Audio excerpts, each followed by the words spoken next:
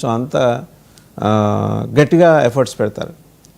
Stalin worry అవుతున్నారు కదా, అంటే బీజేపీ తమిళనాడులో కానీ ఆ పక్క రాష్ట్రం కేరళలో కానీ ఏమైనా మ్యాజిక్ చేసే అవకాశం ఉంది అంటే ఏదో వాళ్ళు అధికారంలోకి వచ్చేస్తారని కాదు ఇక్కడ అర్థం. బీహార్లో ఒక టవరింగ్ పర్సనాలిటీకి ఎంత గౌరవం ఇస్తూ ఆయనతో పాటు కలిసి జర్నీ చేస్తూ ఆయన్నే ముఖ్యమంత్రిని చేస్తూ వచ్చింది బీజేపీ.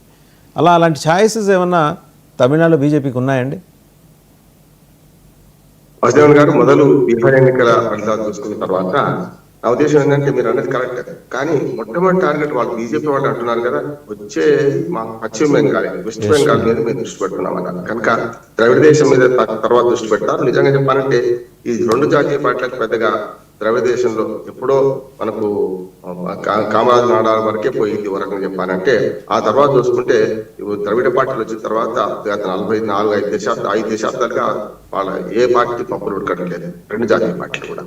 అందుకనే అక్కడ అంటే ఇప్పుడు దగ్గరగా ఉన్న సమీప భవిష్యత్తులో ఉన్న ఎన్నికల విషయానికి వస్తే తమిళనాడులో, కేరళ, మనకు ఇక్కడ కూడా జరుగుతాయి, మన వెస్ట్ బెంగాల్ కూడా. కానీ వెస్ట్ బెంగాల్ అనేది ఇప్పుడు ఫస్ట్ ప్రియారిటీ అంటున్నారు.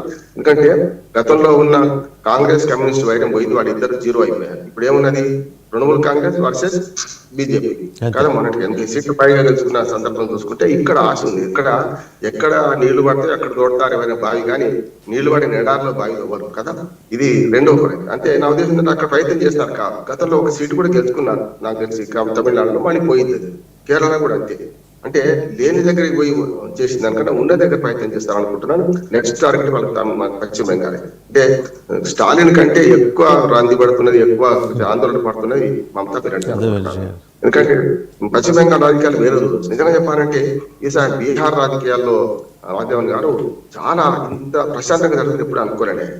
ఎందుకంటే పశ్చిమ బెంగాల్ రాష్ట్రంలో చంపుకుంటారు. అప్పుడు కమ్యూనిస్టులు కాంగ్రెస్ ఉన్నప్పుడు అంతే అయింది, మళ్ళీ కమ్యూనిస్టులు మమతా బెనర్జీ ఉన్నప్పుడు అట్లా అయింది, ఇప్పుడు కూడా అట్లా అవుతున్నది. కానీ ఇక్కడ అట్లాగా బీహార్ లో రణబీర్ సేన నుంచి మొదలు పెడితే ప్రైవేట్ సైన్యాలు ఉండే గతంలో, ఇవాళ వరకు జంగిల్ రాజు నుంచి ఎప్పుడైతే నితీష్ కుమార్ మొట్టమొదటిసారి వచ్చినప్పుడు నేను అప్పుడు ఒక ప్రధాన పత్రికల్లో నేను మన పక్కన రాసేవాడిని, ఏటి కాలం పక్కన మన పేజీలో రాసేవాడిని. జంగిల్ రాజు నుంచి డెమోక్రటిక్ రాజు అని రాశాడు. నిజంగా మొదటి 5 ఏళ్ళు నితీష్ కుమార్ బాగా చేశాడు, సమస్య లేదు. కానీ ఆయన కూడా సాంప్రదాయ రాజకీయ కనుక పడిపోయిండు. ఇప్పుడు మనం జూబ్లీహిల్స్ ఎన్నికలు కానీ బీహార్ ఎన్నికలు చూసుకుంటే నేను ఎప్పుడు అంటుంటా, ఆటగాళ్ళు మారుతున్నారు, ఆటగాళ్ళు గెలుస్తున్నారు, కానీ ఆట నియమాలు మారడం లేదు కదా. ఆట నియమాలు మారకపోతే రిజల్ట్స్ ఇట్లా ఉంటే పెద్ద తేడా ఉండదు. చూడండి, ఎక్కువ శాతం ఓట్లు వచ్చినట్టు ఎక్కువ శాతం సీట్లు వేసుకోవాలి కదా. ఇప్పుడు 20% ఓట్లు వచ్చిందేమో 89 స్థానాలు వచ్చినాయి బీజేపీ. 23% ఓట్లు వచ్చిన మనకు చిరాగ్ పాస్వాన్ మన ఆర్జేడీ పార్టీకి కేవలం 25 సీట్లు వచ్చినాయి. అంటే ఏమన్నట్టు, అంటే ఓట్ల శాతాన్ని బట్టి సీట్లు వస్తలేవు. అంటే ఎఫ్పిటిపి ఫస్ట్ పాస్ ద పోస్ట్ విధానంలో ఎక్కువ శాతం ఓట్లు వచ్చిన వాడికి కూడా స్కాటర్డ్ గా ఓట్లు వస్తే సీట్లు రావు. 1.84 జస్ట్ 2% కూడా దాటకుండా 5 సీట్లు తెచ్చుకున్నది చూసినాం కదా. నేను విశ్లేషిస్తున్నాను. దాదాపు 9% ఓట్లు సంపాదించుకున్న కాంగ్రెస్ పార్టీ 6 సీట్లకే వచ్చింది చూసినాం కదా. అంటే ఇవి అన్ని చూస్తే ఏమవుతుందంటే ఓటు వేసే ప్రజలకు ఓటు వేసే శాతానికి ఇవి ఉండదు. అంటే ఈ సిస్టమ్ లో ఉండదు. ఎఫ్పిటిపి అంటారు, first pass the post system లో ఇవి ఉండవు. ఓటు శాతానికి ఉన్న సీట్లకు తేడా ఉంటుంది. ఎందుకంటే ఓటు చీలిపోయింది అనుకోండి, ఇప్పుడు చిలగొట్టే ప్రయత్నం అదే అయింది కదా. ఇప్పుడు ఆర్జేడీ ఈ 20 కేవలం ఇన్ని సీట్లకి పరిమితం కావడం, 20 సీట్లకి పరిమితం కావడం ప్రధానమైన కారణం ఏంటిది, వాళ్ళ ఓట్లు షేర్ చేయడం. స్పాయిలర్ పార్టీస్ ఉంటాయి కదా, స్పాయిలర్ పార్టీస్ 2. నెంబర్ 1 జన్సురాజ్. నేను మొదటి నుంచి ఒక్క సీటు కూడా గెలవదన్నాను. ఎందుకంటే నా అంచనా దీనిలో నిజమైంది. నేను 140 అటు ఇటుగా ఉంటుంది, కానీ ఎన్డీఏ కూడా ఇంత పెద్ద ఎత్తున గెలిస్తే ఎవరు ఊహించలేదు. మీరు అన్ని సర్వేలు 167కి పరిమితమైన చూశారు కదా. ఎన్డీఏ కూడా మీరు 167 దాటి ఏ ఒక్క సర్వే చెప్పాలి. 202 అంటే మనకు ఉమ్మడి ఆంధ్రప్రదేశ్ లో 294 సీట్స్ ఉండే గతంలో. అప్పుడు 201 ఎన్టీ రామారావు గారు తెలుగుదేశం తెలుసుకుని చాలా గొప్ప అనుకున్నాను. అవుట్ ఆఫ్ 294 వేరు. ఇక్కడికి వచ్చేవరకల్లా మీరు చూడండి 243 కదా. 243 202 అంటే అసలు వరకు అప్రతిహత విజయం అనుకోవచ్చు, మొత్తం స్వీప్ అన్నట్టు. కానీ స్వీప్ కారణాలు ఏంటి అంటే 3-4 మనం చెప్పుకోవాలి. ఇప్పుడు నితీష్ కుమార్ విషయంలో నేను కొంచెం పప్పులో కానివేశాను. అదే 50 సీట్లకు అట్లా పరిమితం అవుతారు, వీళ్ళకి 80-90 దాకా ఉంటారు, 140 దాకా వస్తుండొచ్చు నేను అనుకున్నాను. ఇద్దరు పోటీ చేసి 101 కదా, సరి సమానంగా పంచుకున్నాను. గతంలో 115 సీట్లకు పోటీ చేసిన నితీష్ కుమార్ 43 సీట్లకి పరిమితమైండు. అదే ఇక్కడికి వచ్చే కల్లా మనకు బీజేపీ 101కి పరిమితం కావాల్సి వచ్చింది. అంటే 101 ప్లస్ అటుపక్క 101. గతంలో అత్యధిక ఎక్కువ స్థానాలు గెలిచిన పార్టీ మనకు ఆర్జేడీ ఒక సీట్ ఎక్కువ 75 74 సీట్లతో ఇటు పక్కన మనకు బీజేపీ ఉండేది. కానీ 101 సీట్లు చూసుకొని స్ట్రైక్ రేట్ ఎంత పెద్ద ఉన్నట్టు 90 సీట్లు 89 సీట్లకు ఉందంటే కేవలం 12 సీట్లు ఓడిపోయారు వాళ్ళు. అన్నిటికంటే బాగా పెద్ద విజయం మనకు ఎల్జేపీ అంటున్నాను నేను. ఎల్జేపీ గతంలో 2 సీట్లు గెలుచుకున్నది, అటువంటి 19 సీట్లకు వచ్చింది ఇప్పుడు ఎల్జేపీ. గతంలో సరిగ్గా కాంగ్రెస్ పార్టీ 19 సీట్లు మ్యాజిక్ ఫిగర్ గతంలో ఉండేది, 19 సీట్లు ఉండేది, 70 సీట్లకు పోటీ చేసి 19 గెలుచుకుంది. ఇప్పుడు ఒక 19 సీట్లు ఎల్జేపీ కూడా గెలుచుకోవడం చాలా గొప్ప అంటున్నాడు. అంటే ఓట్ల చీలిక లేకపోతే మహాగఠబంధన్ ఏమో పేరుకు మహాగఠబంధన్, అన్ని చీలికలే. తృణమూల్ కాంగ్రెస్ వ్యతిరేకించింది, ఆమ్ ఆద్మీ పార్టీ ఇంకా గట్టిగా మాట్లాడితే వ్యతిరేకంగా పోటీ చేసింది.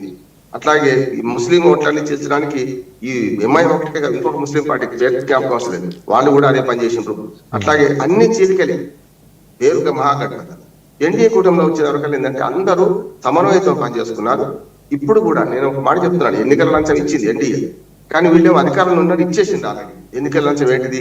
75 లక్షల మంది మహిళలకు 10,000 చొప్పున వేసేసింది ఆల్రెడీ. ఇటు పక్కన వేస్తామన్నారు.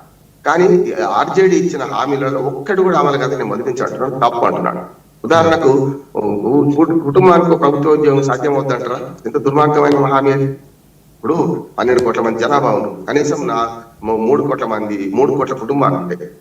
దేశం మొత్తమే 3 కోట్ల ఉద్యోగాలు ప్రభుత్వ రంగంలో, ప్రభుత్వంలో దేశం మొత్తం అంటున్నాను, ఏది నిరజీతం వచ్చే ప్రభుత్వ రంగంలో దేశం మొత్తం ఉన్న ఉద్యోగాలు అక్కడ ఒకసారి ఇవ్వగలుగుతారు. ఏ ప్రభుత్వం ఇవ్వగలుగుతారా?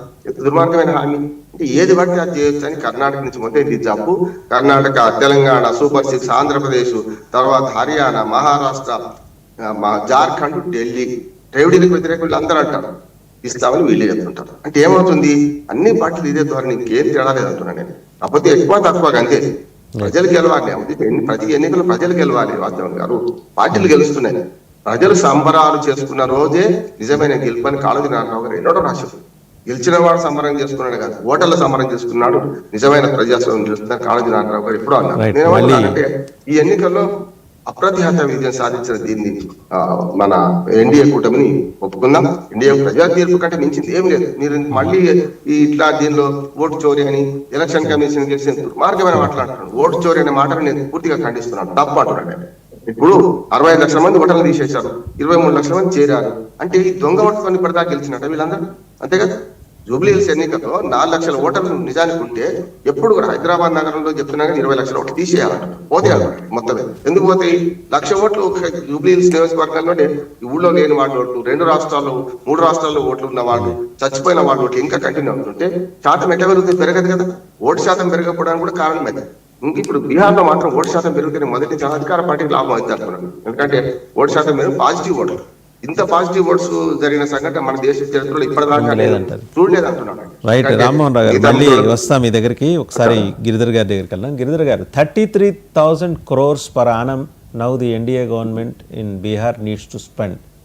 ఏది ఉచితాలు ఇచ్చేశారు కదా, ఉబలాటం కొద్దీ చెప్పారు. Where from they will bring in అండి? ఇది పెద్ద సమస్య అండి. ఇది బీహార్ మాత్రమే సమస్య కాదు, ఇది దేశవ్యాప్తంగా ఈ సమస్యలు ఉన్నాయి మనకు.